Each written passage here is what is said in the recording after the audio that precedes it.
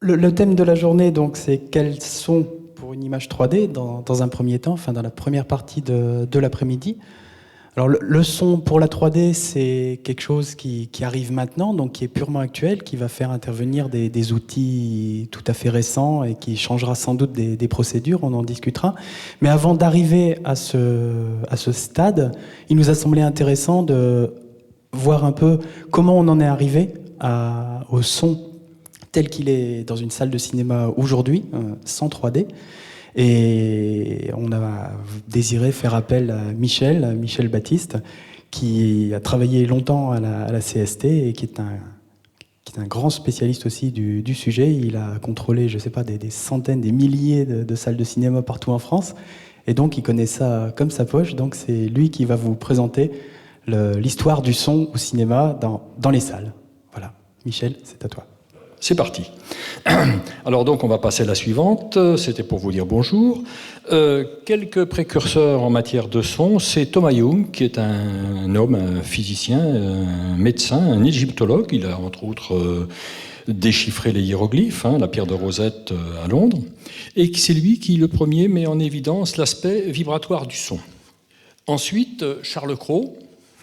Charles Cros, qui est un Français, qui est un poète, oui, c'est surtout un poète, qui est un inventeur, qui était un passionné de photographie. Il a entre autres découvert des images en couleur. Enfin, il a élaboré une théorie de la couleur à base de trichromie. C'est le premier qui a fait ça. Et c'est lui qui dépose le premier l'idée de l'enregistrement en relief. Alors, pardon pour le relief, c'est pas du relief 3D comme il va être question tout à l'heure. Quand je dis en relief, c'est une gravure dans un sillon en creux. Et l'image dont je parlerai un tout petit peu, c'est toujours de l'image plane pour l'instant, encore que le relief existait déjà au début du XXe siècle. Donc il dépose l'idée de l'enregistrement en relief par gravure. Il décrit à la fois les rouleaux, les cylindres, et il décrit à la fois l'enregistrement sur disque.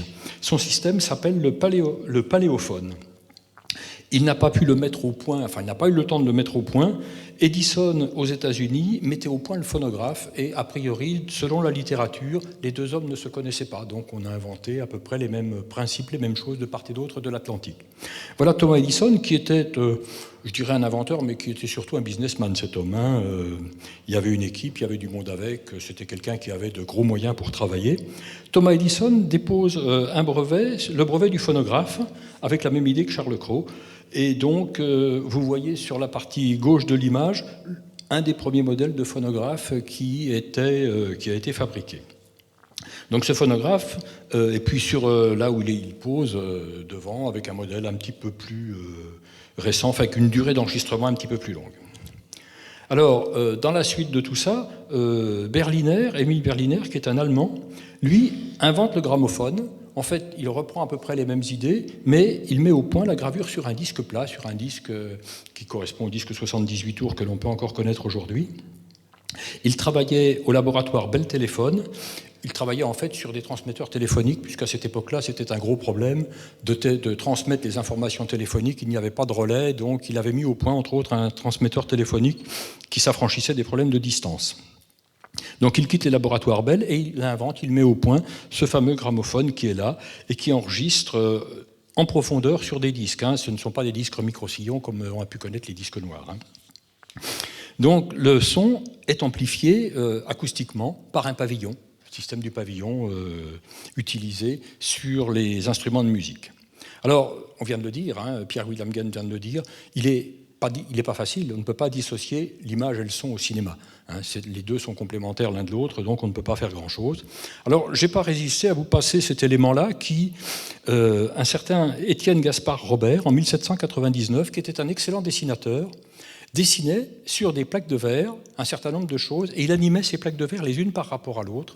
C'est des lanternes magiques, c'est des lanternes magiques à plaques animées, si je puis dire. Mais alors, en plus, sa lanterne était montée sur un espèce de chariot à roulettes, et il avançait et reculait pour faire le zoom. Il avait inventé le zoom au passage, pour faire grandir et diminuer l'image. Et ce Robertson, donc ses projections s'appellent les fantasmagories, et ce Robert s'est fait appeler Robert-son. Et dans la littérature, il s'appelle Robertson. Donc, je n'ai pas résisté à vous à vous faire part de ça. Alors, c'est une des premières images d'anime, mais il y en a eu d'autres, mais celle-là me semble particulièrement intéressante. Alors, il n'y aurait pas non plus eu de cinéma, ni d'image animée, ni quoi que ce soit, sans l'invention de la photographie. Peut-être qu'il y aurait une autre forme après. Donc, on doit tout ça à Niepce et Louis Daguerre, après, par la suite, qui a pris la continuité de ce qu'a fait Niepce. Vous voyez, sur la droite de l'image, un laboratoire photographique de l'époque qui a été découvert en 2007 et qui était dans l'état où il se trouvait à peu près en 1900. Le photographe en question est un monsieur qui s'est empoisonné avec les produits chimiques qui étaient là, et les gens ont eu peur, ont fermé la porte et plus personne ne l'a rouverte. Jusqu'en 1900, jusqu'il y a quelques années. Alors, les images cinématographiques, le film, on peut y aller. Le film, c'est une succession d'images dans un ordre déterminé, avec une fixité déterminée. Les premiers à faire ça sont Janssen et Jules-Étienne Marais. Jules-Étienne Marais, qui était un médecin et dont l'objectif n'était pas de faire du cinéma à proprement parler, mais de faire de l'analyse de mouvement des êtres humains, des hommes, des animaux, etc. Vous avez une belle reproduction de ce que faisait Marais sur la façade de la Cinémathèque, par exemple, 51 rue de Bercy.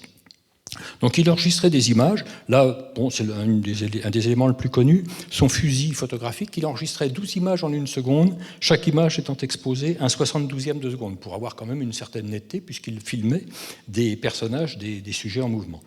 Bon, il a été Nuit Bridge, j'avais déjà fait quelque chose du même genre avant lui, avec des appareils photo, un certain nombre d'appareils photo successifs, déclenchés par le galop d'un cheval, par exemple, pour voir comment le cheval galopait, puisqu'à l'époque, tout le monde apparemment n'était pas d'accord sur la manière dont galopait le cheval et s'il posait ou posait pas les pattes au sol. Et le son est arrivé, toujours par Thomas Edison, en 1893, avec un kinétoscope. En fait, c'est un système qui permet de visionner des images. Il enregistrait pour la première fois des images sur une bande souple. C'était déjà du film 35 mm. Alors pourquoi 35 mm? Parce que le film à l'époque était fabriqué, les pellicules sensibles souples étaient fabriquées en 70 mm et que c'était trop large, ils les avaient coupées en deux. Donc le 35 mm arrive de là. Ces images étaient enregistrées en continu sur une bande qui faisait une quinzaine de mètres, quelque chose comme ça. Mais par contre, il n'y avait pas d'arrêt, c'est-à-dire que pour visionner les images, il y avait une fente qui tournait très vite et on regardait au travers de l'oculaire qui est au-dessus et on voyait au passage les images. C'était pas très lumineux. La littérature dit que le temps d'ouverture était de un 7 millième de seconde, donc c'est pas beaucoup, et que la lampe c'était une lampe électrique, Edison, il a inventé la lampe à incandescence. C'était une lampe 8 volts, mais je n'ai jamais trouvé la puissance dans la littérature, donc je suis incapable de répondre à ça. Donc ce cinéma, ces images projetées, eh bien, très rapidement, il a été nécessaire de les sonoriser. Déjà, dès le premier, Robertson, je ne l'ai pas dit, mais Robertson avait des musiciens. Il avait même embauché un ventriloque pour faire la sonorisation de ces images. Donc, des images sans son, ça n'est pas quelque chose de très facile à accepter. Et donc, Edison a très rapidement relié ces images à son kinétophone.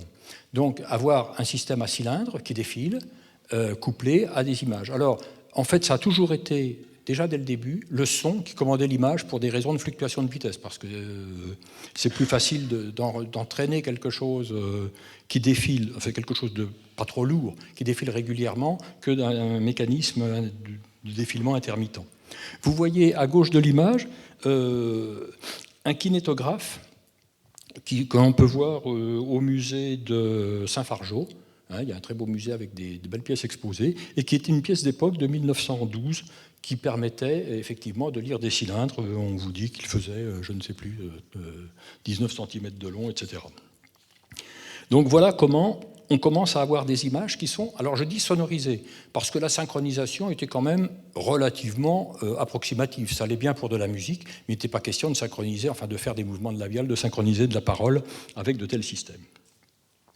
Alors, passé tout ça, d'un autre côté pour l'image, on revient un peu à l'image, en 1895, Auguste et Louis Lumière inventent, alors je mets invente entre guillemets, parce que ça se discute, on ne va pas parler de ça ici, mais inventent le cinématographe. En fait, ils exploitent la chronophotographie qui avait été inventée précédemment par Janssen et Marais, et puis ils exploitent aussi un système d'entraînement intermittent du film qui avait été inventé précédemment par Bouly. Eux, ils ont coordonné tout ça, ils ont surtout réalisé des perforations dans le film, 2 perforations par image, qui permettaient d'entraîner les images avec une avance toujours constante, une certaine stabilité, enfin une bonne stabilité, et donc de faire des images successives à l'enregistrement, puis à la reproduction. En fait, ils ont mis au point, ce qui a été quand même à peu près mis au point, c'est le système d'entraînement mécanique des projecteurs lumière qui, dit-on, était très inspiré de la machine à coudre. C'est un petit peu comme la même came que sur une machine à coudre pour faire avancer, je crois que ça s'appelle le pied de biche, qui avance. Alors, Auguste et Louis Lumière réalisent le cinématographe lumière. En fait, le cinématographe lumière, c'est un équipement qui est à la fois la caméra, à la fois la tireuse, parce que la photographie, le cinéma aussi, la photographie, on enregistre quelque chose qui a une allure négative.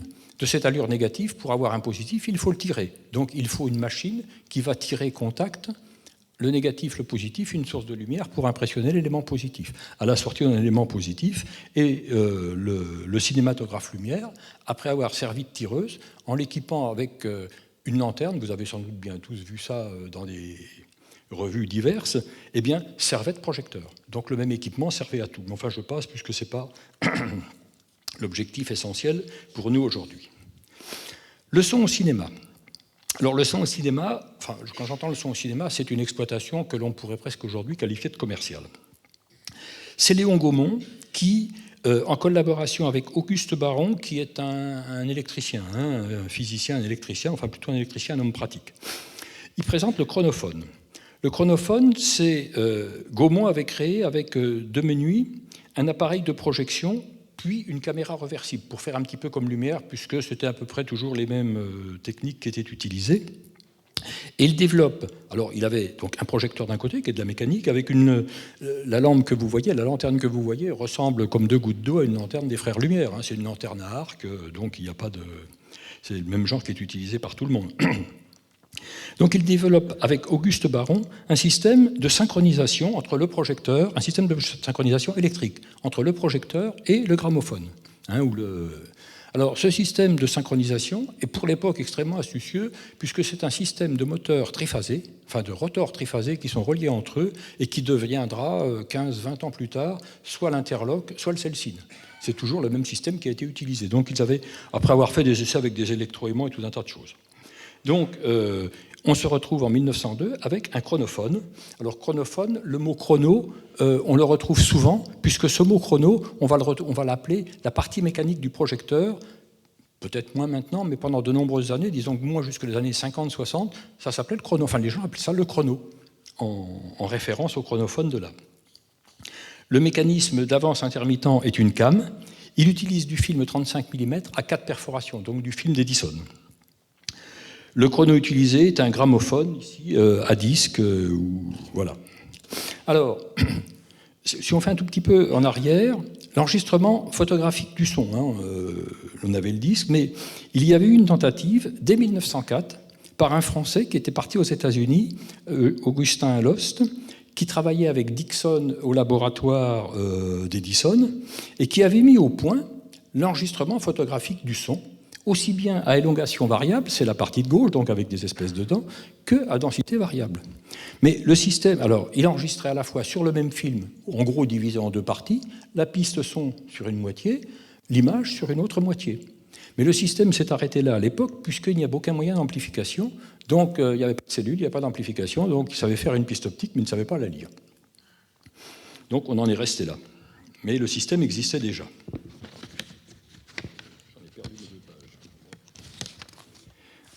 Alors, on se retrouve en 1909 avec d'un côté du film des Frères Lumière, alors les 2 films, et puis le film d'Edison. Les 2 films sont 35 mm de large, pour les raisons que je vous ai indiquées tout à l'heure, 70 divisé en 2. Les Frères Lumière l'ont perforé avec 2 perforations par image, et le pas des images est de 20 mm. Edison a mis 4 perforations par image, et le pas d'avance d'une image est de 19 mm. C'est comparable, mais parfaitement incompatible l'un avec l'autre. Alors, à l'initiative de Georges Méliès, qui faisait beaucoup déjà des trucages à l'époque, et qui lui aurait bien voulu avoir un film, et un premier congrès international des éditeurs de films est organisé à Paris en 1909.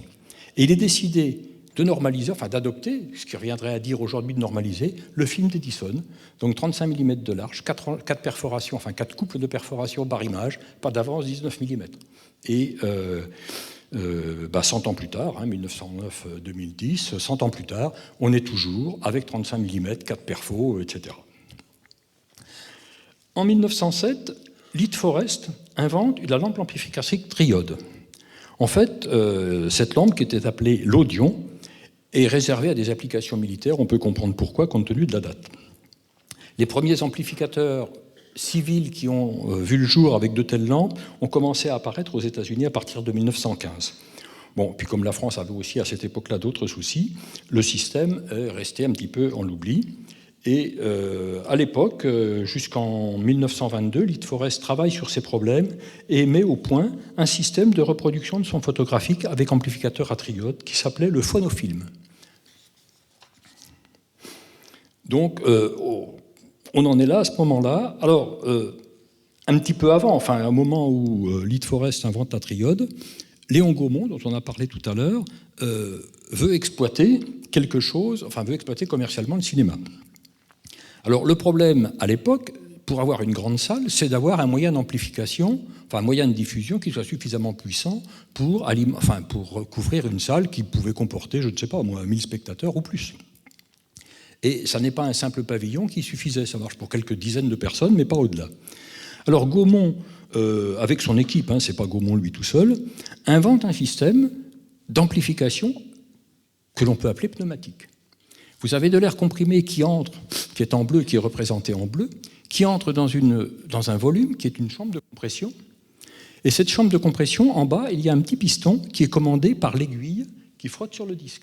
Lorsque l'aiguille remonte, l'air se décomprime à l'intérieur de ce volume, et donc les deux pavillons qui sont reliés, il y a donc un système comme un instrument avant, et il a donc inventé un amplificateur pneumatique ou à air comprimé, comme vous voulez, mais c'est plutôt pneumatique. Et le système fonctionne bien. L'ensemble s'appelle le chronomégaphone, c'était le chronophone tout à l'heure, alors comme il est plus gros, il est chronomégaphone, mais on en reste là. Et avec cet équipement, eh bien, il fait dans un premier temps des projections dans la salle dans la salle qui est devenue le Gaumont Palace, qui en fait était l'hippodrome de Montmartre, qui avait été construit pour l'exposition universelle de 1900.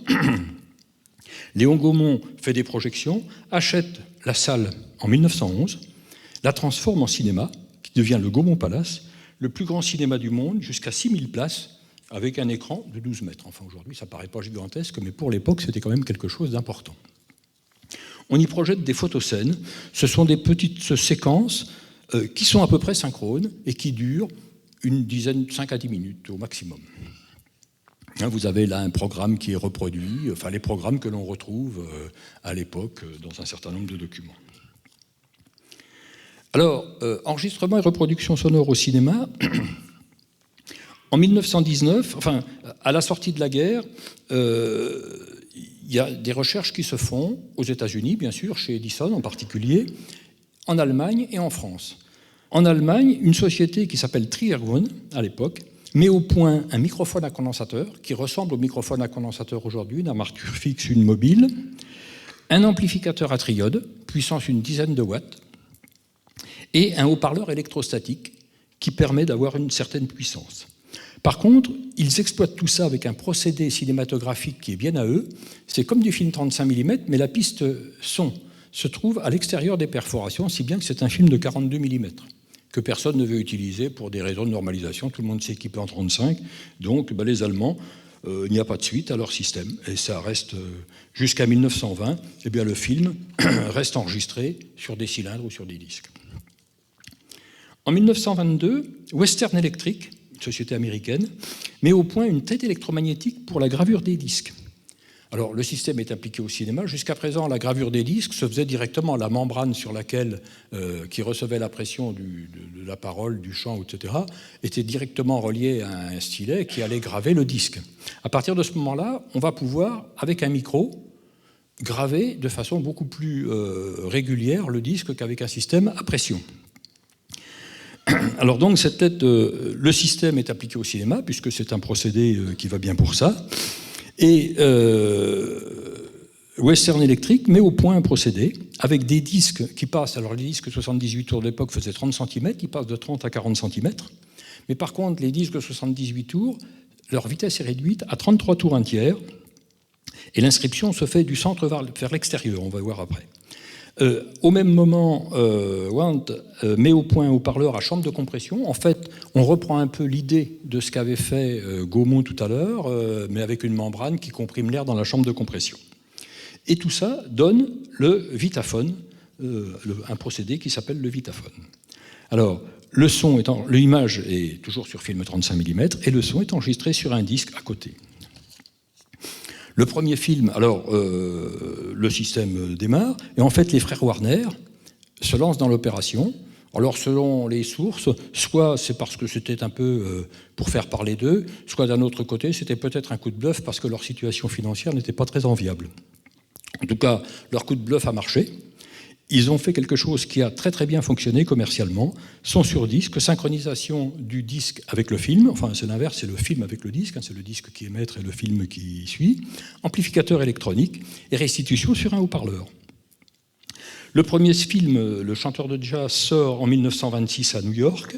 C'est un grand succès et il sort en Europe en 1927. En 1928, les frères Warner produisent un film 100% parlant, Les Lumières de New York. Alors, un mot, le film muet, bon, on comprend qu'il n'y a pas de son qui est associé. Il y a le film sonore. Le film, en fait, il n'a jamais été muet. Il y avait toujours un accompagnement, généralement musical, ou un commentaire, ou il y a eu même des machines à bruiter qui faisaient l'orage, le vent, les charrettes, etc. Donc le film n'a jamais été muet. Il a été muet le jour où le parlant est arrivé, c'est généralisé. Mais avant, il était toujours sonore. Il y avait toujours quelque chose qui accompagnait.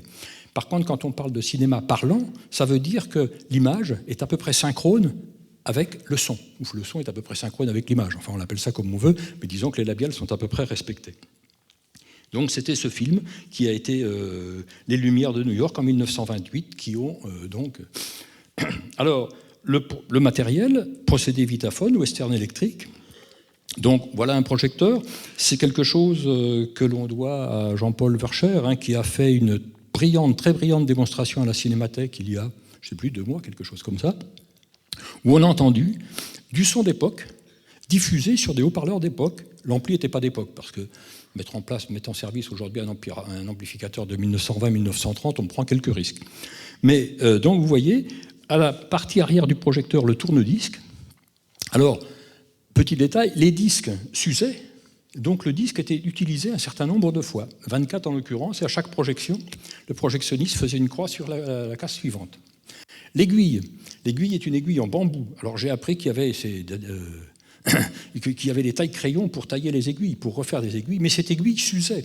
D'où cette histoire de disque qui est gravé du centre vers l'extérieur. Au centre du disque, la vitesse linéaire est plus faible qu'à l'extérieur. Donc il y a a priori un petit peu moins d'aigus, c'est moins bien enregistré. Mais par contre, comme l'aiguille est plus neuve, le niveau de restitution des aigus est meilleur au début de la lecture qu'à la fin de la lecture. À la fin de la lecture, le disque va plus vite, donc grosso modo, ça peut s'équilibrer. Voilà pourquoi ça a été fait dans l'autre sens. Alors la dimension du disque, l'augmentation du diamètre et la réduction de la vitesse de rotation a été faite pour que le disque dure une dizaine de minutes. 10 minutes, ça correspond à une bobine film de 300 mètres. Et pendant très longtemps, on a travaillé en bobine de 600 mètres. Et encore aujourd'hui, on travaille en bobine de 600, enfin en double.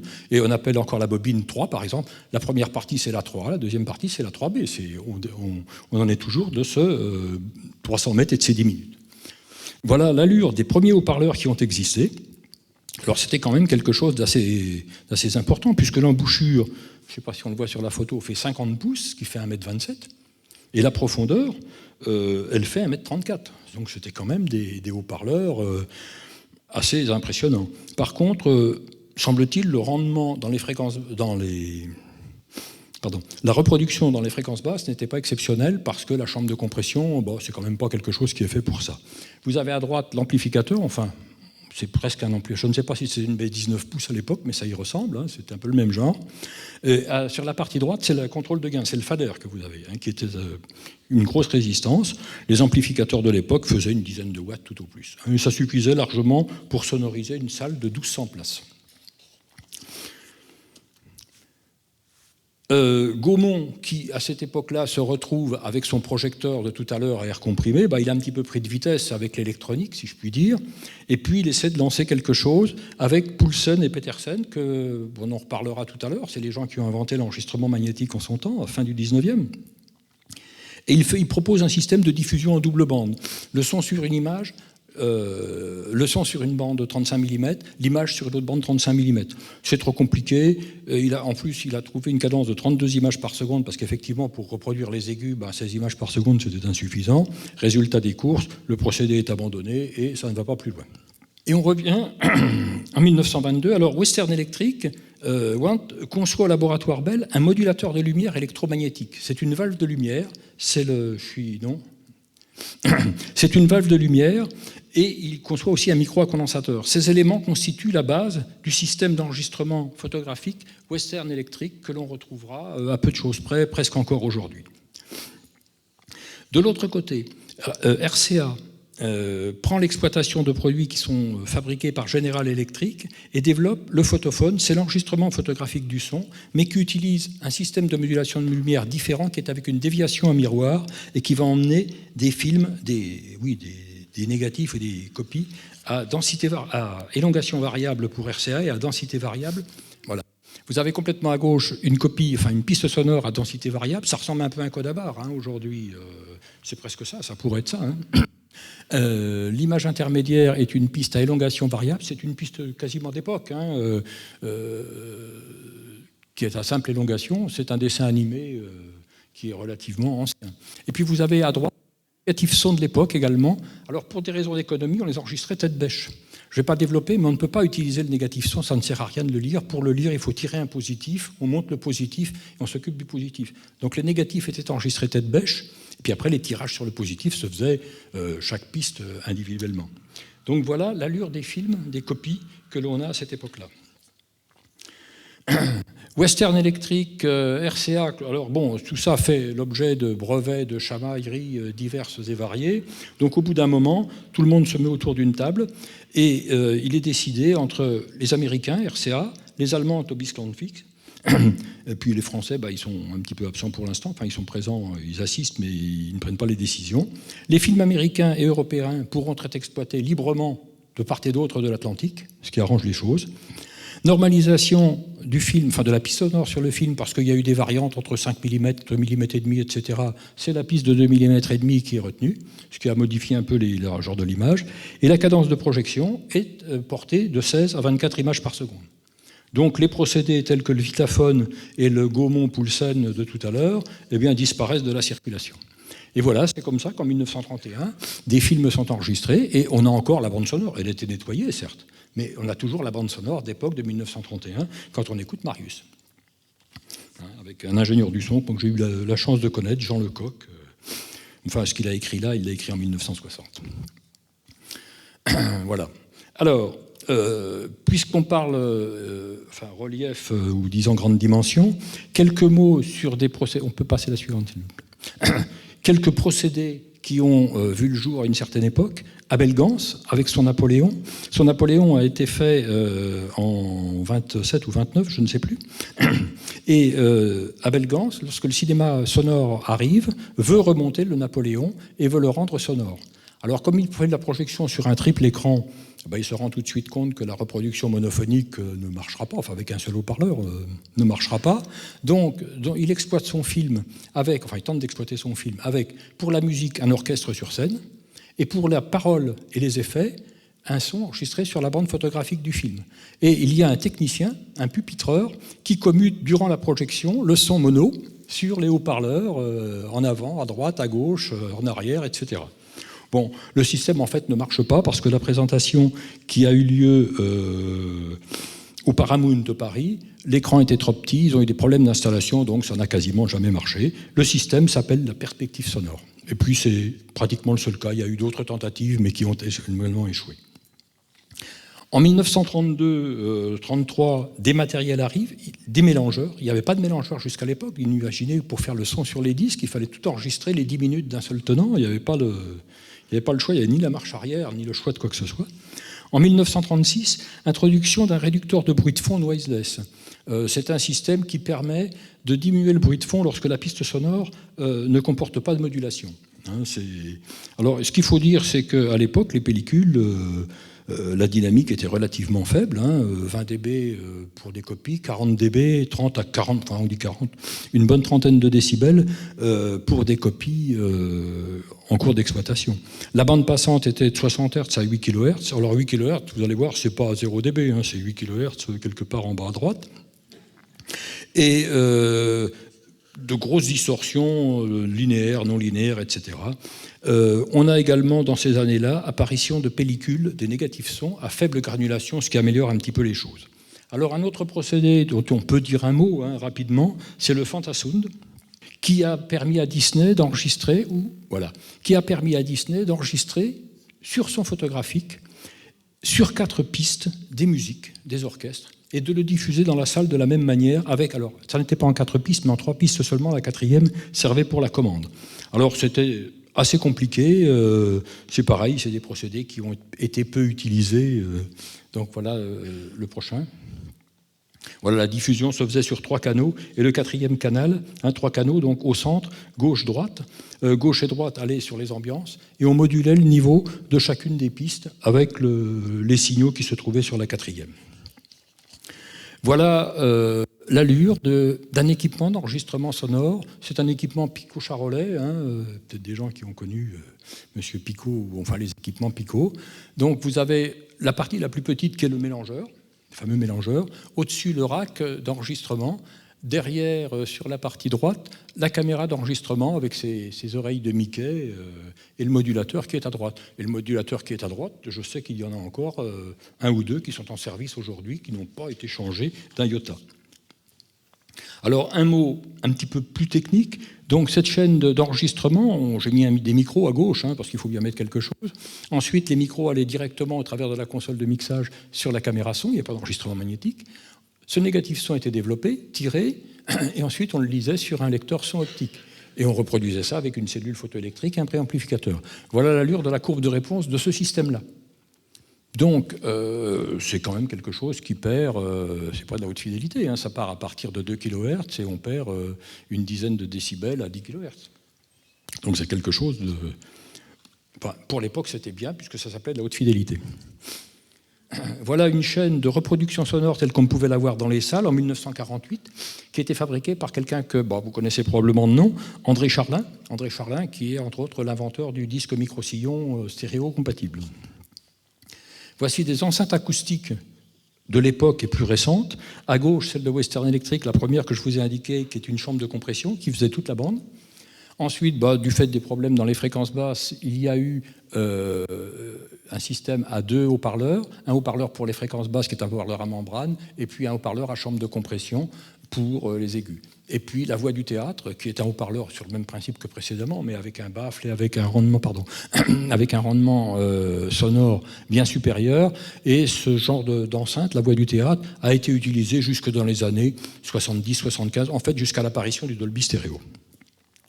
Ensuite, le son magnétique. Le son magnétique est apparu à la fin du 19e siècle, il a été inventé, mais pareil, en l'absence de tout système électronique, il est resté dans les cartons. Il y a bien eu des magnétophones à fil, mais ça n'a pas fait grand-chose. Il apparaît au cinéma au début des années 50 sous forme de bandes perforées 35-16 mm essentiellement pour nous, et de bandes lisses 6,25, puis ensuite 3,81 dans les mini-cassettes. La première utilisation, enfin en dehors de la production, la première utilisation du son magnétique au cinéma a été le cinérama, où on mettait, oui, je veux bien la suivante, où l'on projetait sur 3 écrans.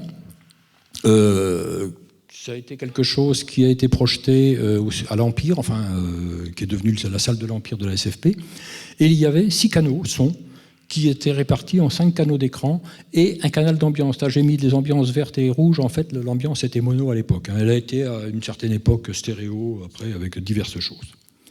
Voilà. Et puis, ceci a donné naissance après au cinémascope. Alors, cinémascope, image agrandie, etc. Donc, la Fox qui lance le procédé cinémascope a besoin aussi d'agrandir le son. Donc, pour agrandir le son à l'époque, qu'est-ce qu'on pouvait faire ? Eh bien, utiliser le magnétique et faire 4 pistes sur le film 35 mm. qui allait être diffusé dans la salle. Alain vous en parlera plus tout à l'heure. Hein, donc l'image est anamorphosée, elle est compressée latéralement, et il y a 4 pistes de part et d'autre des perforations. Au passage, les perforations ont été réduites par rapport aux perforations d'Edison. Donc voilà, la salle s'est représentée avec 3 hauteurs d'écran et un système d'ambiance. On passe à la suivante. Le cinémascope était un procédé qui était théoriquement intéressant, mais qui a posé quand même beaucoup de... Enfin, pas le procédé cinémascope, mais la reproduction des 4 pistes magnétiques, qui a posé des problèmes importants de reproduction, de fiabilité.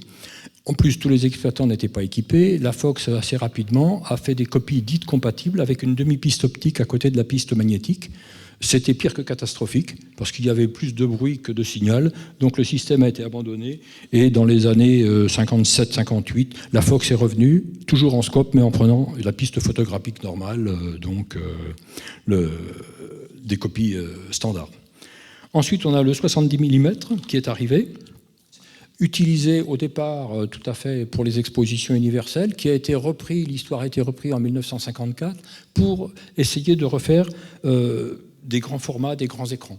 Donc le son, là aussi, avait besoin d'être spatialisé. Il y avait 4 pistes d'enregistrés sur la copie 70 mm et 6 pistes, il y avait 2 pistes de chaque côté, donc 6 pistes de reproduction sonore, et on reproduisait dans la salle avec gauche, centre, enfin un intermédiaire, 5 voix d'écran et un canal d'ambiance. Alain vous en reparlera tout à l'heure, puisqu'on retrouve cette disposition aujourd'hui. Et on arrive en 1980, fin des années 70, avec le procédé Dolby Stereo, qui était une petite révolution dans le son au cinéma. Monsieur Dolby met au point un système à partir d'un réducteur de bruit de fond et d'un système de matrissage. Le réducteur de bruit de fond, c'est les systèmes de Dolby A qui ont été inventés dans les années 60. Le système de matrissage, c'est un système qui n'a jamais été très utilisé, qui avait été proposé par Sansui pour faire de la quadriphonie à partir de disques micro-sillons. L'association des deux permet dans des conditions bien particulières, permet de matricer 4 canaux en 2 canaux. On enregistre ces 2 canaux sur la piste optique du film. Alors, c'est ce qui se trouve Vous avez de l'autre côté une piste mono, une piste stéréo. Vous voyez que sur la piste stéréo, les 2 signaux, les 2 demi-pistes, sont très différentes l'une de l'autre. Une fois mis dans le projecteur, on refait le processus inverse, on reprend ces 2 pistes, on les lit chacune, on les décode du système de réducteur de bruit de fond, puis ensuite on les dématrice et on va de 2 vers 4. Alors le système est loin d'être idéal, il y a de grosses contraintes techniques, en particulier de phase. On passe à la suivante. Voilà le système de lecture. Donc on décode, amplificateur, le décodeur Dolby A ou Dolby SR, le système de dématrissage, etc. On y va. La salle, pareil, on saute, puisque Alain va en reparler tout à l'heure. Et on va passer à l'enregistrement numérique au cinéma, sur lequel je m'étendrai relativement peu, je vais essayer de... en fait, le procédé numérique au cinéma, le son au cinéma, la qualité du son au cinéma s'était quand même relativement dégradée par rapport au CD audio qui apparaissait à l'époque. Bon, alors, tout le monde a essayé. Le Dolby avait bien apporté, le Dolby Stereo avait bien apporté une amélioration, mais il n'y avait pas de son numérique encore. Donc c'est venu progressivement. Le premier à avoir fait quelque chose, c'est Kodak, avec un système qui s'appelle le CDS, qui avait remplacé la piste analogique normale de 2,5 mm de largeur par une piste numérique. C'est un signal numérique qui comportait 5 canaux, il n'y avait pas de réduction de débit. En fait, le système a été utilisé une fois, il aurait pu marcher, mais étant donné qu'il utilisait la piste analogique et qu'il n'était pas compatible avec tous les autres systèmes, le procédé a été abandonné. Le procédé DTS. Le procédé DTS, c'est un procédé dans lequel le son numérique est enregistré sur un disque qui est synchronisé avec le défilement du film à partir d'une piste de timecode qui est placée que vous voyez plus sur l'image du haut, qui est placée entre la piste analogique et l'image. Bon, pour la petite histoire, il y a eu un procédé, c'est un procédé américain, mais il y avait un procédé français, LC Concept, qui reprenait à peu près la même image. Mais disons que les procédés qui ont été choisis étaient des procédés qui étaient commercialisables facilement, donc avec des structures commerciales importantes derrière, ce qui n'avait pas été le cas de l'équipe française, qu'on a bien connue à la CST en son temps. Et donc, c'est le procédé DTS qui s'est imposé pour la reproduction avec les disques. Le troisième procédé est le procédé Dolby. Alors Dolby a été un petit peu contraint d'amener quelque chose qu'il avait dans les cartons depuis un certain temps. Le son numérique là, est enregistré de façon très originale, sous forme de pavé, entre les perforations d'entraînement du film. Il y a une compression, etc., mais c'est un procédé qui fonctionne toujours, mais par contre avec un taux de compression qui est quand même relativement important, 10 sur 1. Et dernier procédé de son numérique qui existe aujourd'hui, c'est le procédé Sony, SDDS, qui est un procédé dans lequel le son numérique, toujours pas en 5.1, est enregistré sur 2 pistes numériques qui sont placées de part et d'autre des perforations, ce qu'on appelle en manchette. Ce procédé est très très peu utilisé en France. Je ne sais pas s'il y a encore des salles, il y en avait très peu qui l'utilisaient. Par contre, il est utilisé aux États-Unis. Voilà. Et puis, pour vous faire voir que tous ces procédés, c'est la base du cinéma, tous ces procédés sont compatibles entre eux sur la copie. On peut mettre tous les sons numériques et le son analogique sur une copie, y compris les pistes son. Donc le négatif est établi en une seule fois, dans une même caméra, et on peut avoir des copies de ce genre-là. Voilà. Et puis, je crois qu'il y a encore une. Voilà, du point de vue de la reproduction, eh bien, les lecteurs, on peut mettre tous les lecteurs sur un même projecteur. C'est pas fréquent. Celui que vous voyez à droite, c'est un projecteur du Festival de Cannes. Ça doit être, oui. Vous voyez en haut le lecteur SDDS, en dessous un lecteur numérique Dolby. Pour les premiers projecteurs qui ont existé, le lecteur était extérieur, et en dessous le lecteur de timecode DTS. Et vous voyez sur la partie gauche un lecteur combiné, analogique et numérique, développé par Dolby, et qui peut porter le nom Kinotone, Cinemecanica, etc. Ils sont tous à peu près faits de la même manière, et qui a dedans la lecture et analogique et numérique. Et voilà. Et voilà, je vous remercie pour votre attention. La salle que vous voyez est celle du Gaumont Palace.